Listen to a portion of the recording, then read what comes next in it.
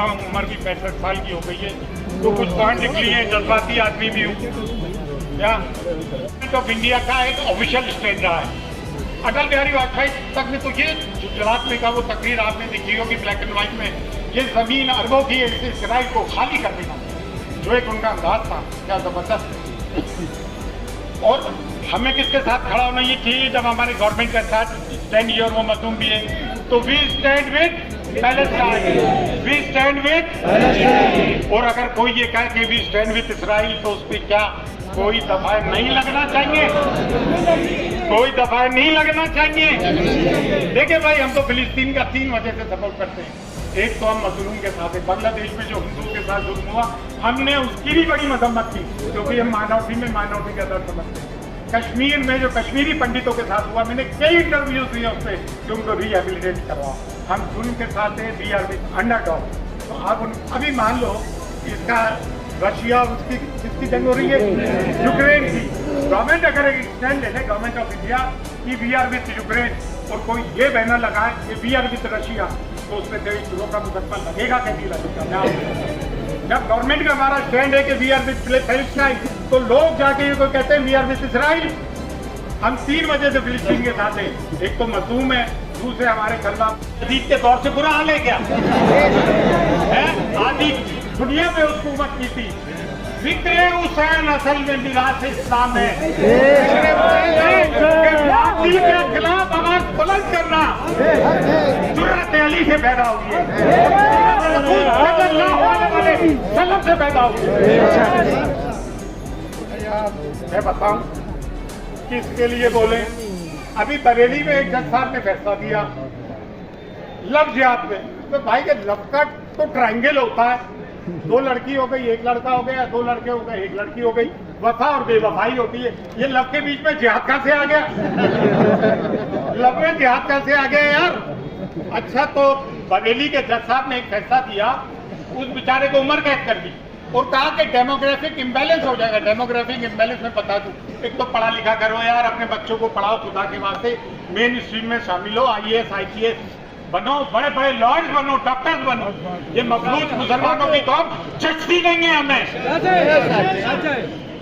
यानी कि हिंदू कम हो जाएंगे, मुसलमान ज्यादा हो जाएंगे। अरे 1000 साल में भी हम इनके बराबर नहीं हो सकते।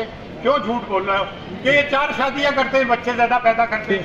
अरे 1000 मुस्लिम मर्दों पे 940 लड़कियां हैं। एक मर्द के हिस्से में तो एक औरत आ नहीं रही है, तो बाकी की 3 के आसमान जाएंगी।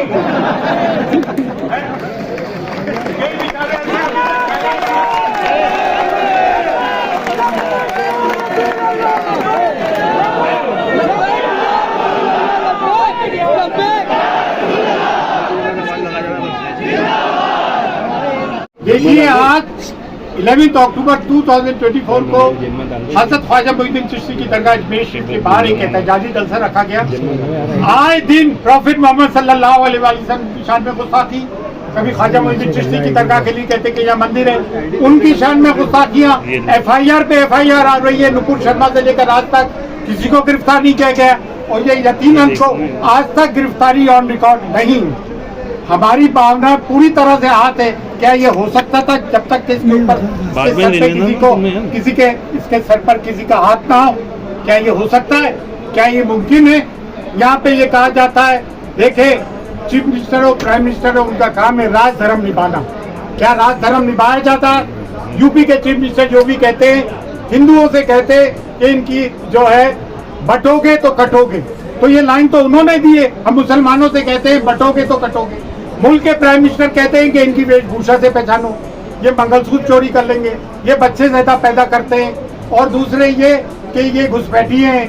तो ऐसे हम सरकार से क्या उम्मीद रख सकते हैं? भाई हम 30 करोड़ लोग हैं और पीसफुल को एग्जिस्टेंस चाहते हैं। ख्वाजा मोइनुद्दीन चिश्ती की दरगाह में हर धर्म जाति के लोग आते हैं, हम सबका सम्मान करते हैं। लेकिन एक बात और भी है कि ख्वाजा मोइनुद्दीन चिश्ती ने हिंदुस्तान में इस्लाम फैलाया। मुसलमानों में परेशानी होगी तो हम सादात का काम है कि आवाज उठाए, और हम उन दरगाह और खानकाहों पे जो लोग बैठे हुए नजराने लेते और आवाज नहीं उठाते, हम उनकी भी सख्त मजम्मत करते। उनकी आवाजें का गरीब नवाज की दरगाह के लिए कह दिया जाता है कि यहाँ मंदिर है और उनकी आवाजें नहीं खुलती है, जबकि ये कलीदी दरगाह है। हुजूर गरीबनाथ के करोड़ों अरबों जाने वाले, हम खुदा में ख्वाजा यहाँ नहीं आने देंगे, अजमेर के मुसलमान यहाँ से नहीं आने देंगे। कब तक हम ये जुल्म ज्यादती बर्दाश्त करें और कब तक हम FIR और पीसफुल प्रोटेस्ट से ही गुजारा करते रहे? हम ये सरकार से कहते हैं कि इस देश का नाम खराब मत करो, ये खूबसूरत देश है। और हम मुसलमानों को जिहादी, पाकिस्तानी, आतंकवादी कहते हो। अरे हमारा इस सरजमीन के साथ से तो दो तरह का रिश्ता है, जिंदा में भी और बाद मरने की भी हम सरजमीन में हिंद में दफन होती है। ख्वाजा मोइनुद्दीन चिश्ती और दरगाह इस मुल्क की नज़ीर है। बस इतना कहना चाहूँगा। जय हिंद। किस तरह का प्रोटेस्ट किया गया आज? हमने दरगाह बाजार एक दूसरे का एहतमाम किया। किसी मल्लाओं ने हमारे आका मौला सरकार दो आलम सल्लल्लाहु अलैहि वसल्लम शान में जो गुस्ताखी की, ये उसका ही गुस्सा है। उसी गुस्से की तहत हमने यहाँ पर जमा होकर अपना इज़हार भी हमारा तकलीफ किया। हम सब कुछ बर्दाश्त कर सकते हैं, लेकिन हमारे आका मौला सरकार दो आलम से सामने एक लफ्ज़ भी बर्दाश्त नहीं कर सकते। उन्हें सरकार दो मोहब्बत हमारा ईमान है, और सरकार दो मोहब्बत हमारी जान है।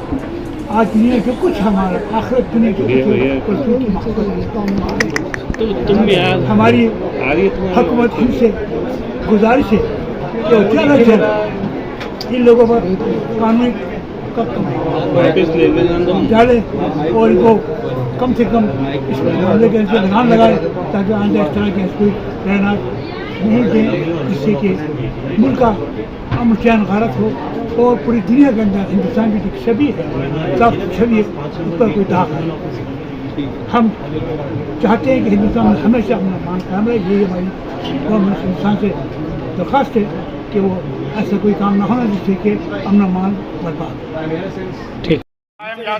जो है लोहिया, उन्होंने एक बात बड़ी पते की कही थी डेमोक्रेसी के लिए। अगर सड़कें सुनसान हो जाएंगी, यानी कि प्रोटेस्ट बंद हो जाएगा, तो ये पार्लियामेंट आवारा हो जाएगी। क्या बड़ी बात कही है। तो प्रोटेस्ट डेमोक्रेसी का एक हिस्सा है। क्या है? डेमोक्रेसी का एक हिस्सा। अच्छा यार, ये अरे भाई आजकल एक नई वबा चली है। SP साहिबा को आके भी एक शख्स हिदायत देता है कि यहाँ पे रोहिंग्या और बांग्लादेशी बहुत हैं। ये एक नया चक्कर चला हुआ है। अरे बेचारे वो वेस्ट बैंक के, मिदनापुर के, मालदा के, बंगाल के गांवों के लोग आके यहाँ काम करते हैं। आप उनको कहते हैं ये बांग्लादेशी है, रोहिंग्या है। ये एक नया नाटक शुरू हुआ है। कहीं लाइफ जिहाद, कहीं लैंड जिहाद, कहीं कुछ जिहाद, कोई अलन टप्पू जिहाद, ये तरह तरह के जिहाद हो रहा है। अच्छा एक बात और सुन ले, ये बारगाह हुजूर गरीबनाथ से सदा बुलंद कर रहा है। ना यहाँ कोई मसलक का इख्तिलाफ है, ना मजहब का, ना धर्म का, ना वॉक ऑफ लाइफ का, और बिलखुसूस मुसलमानों से। देखे बड़ी अजीब बात है, ज्वाइंट पार्लियामेंट्री कमेटी बना दी पार्लियामेंट के एक रेजोल्यूशन से, और उस पर हमारे होम मिनिस्टर कहते हैं कि मैं वक्फ अमेंडेड एक्ट तो लेकर आऊंगा। तो आप क्या पार्लियामेंट से ऊपर हो क्या भाई? और आप क्या समझ रहे हो ये कोई बच्चे का खेल है, चूहा बिल्ली का, कि आप हमारी प्रॉपर्टी जब्त कर लोगे और हम रोड पे नहीं आएंगे? अगर ये जिस दिन बिल पास हुआ तो क्या करोगे? क्या करोगे? हिंदुस्तान का मुसलमान रोड पे आएगा। 0.001% में सब हिल गए। तो अगर ये 30 करोड़ रोड पे आएंगे तो क्या होगा? हम भाई पीसफुल को एग्जिस्टेंस चाहते हैं, हम प्यार मोहब्बत से जीना चाहते हैं, हम नफरती लोग नहीं हैं। आप इंडिया गेट पे जाके देखें, मोर देन 57,000 लोगों ने जंगे आजादी में शहादत दी। कितने? मोर देन 57,000 लोगों ने, उसमें 36,000 से ज्यादा मुसलमान थे। ये हमें देशद्रोही कहते हैं, ये हमें जिहादी कहते हैं, ये हमें आतंकवादी कहते हैं, ये हमें पाकिस्तानी कहते हैं। अब जिहाद का मतलब समझते हो? अफगानिस्तान ने पूरे सोवियत यूनियन को तोड़ दिया और नाटो और अमेरिका अपने हथियार छोड़ के अफगानिस्तान से भाग गए। ये होता है जिहाद। लेकिन हम इन चीजों के कायल नहीं, हम प्यार मोहब्बत से रहना चाहते हैं। हाँ, आप देखें ये गुस्ताखे रसूल। जल्द अब कोई इनकलाब देखेंगे, जल्द हम कोई इनकलाब देखेंगे। रंगे महफिल चाहता है मुकम्मिल इनकलाब, रंगे महफिल चाहता है मुकम्मिल इनकलाब। चंद शमाओं के फनाने से सहज नहीं होता। देखिए भाई, हम इंसान हैं। न्यूटन का एक लॉ है, every action has got equal and opposite reaction. यार हम कब तक बर्दाश्त करें? 10 साल हो गए, दाढ़ी टोपी वाले को तुम ट्रेन में मार दो, अच्छा मार दे, ये तो पागल था। हम कुछ कर दे तो हमारे साथ ISIS अल-कायदा से जोड़ दिए जाते हैं, फंडिंग कहाँ से हो रही है ये कर दिया जाता है। लेकिन एक बात सुन ले, ये देश अच्छा है, खूबसूरत है, मिलजुल के रहना है। हम हाथ जोड़ के भारतवासियों से कहना चाहते हैं, हाथ जोड़ के जियो और जीने दो, live and let live, peaceful coexistence चाहते हैं। हम इस बात के साथ, इस नारे के साथ इस बात को खिताब पजीर करते हैं। जय हिंद।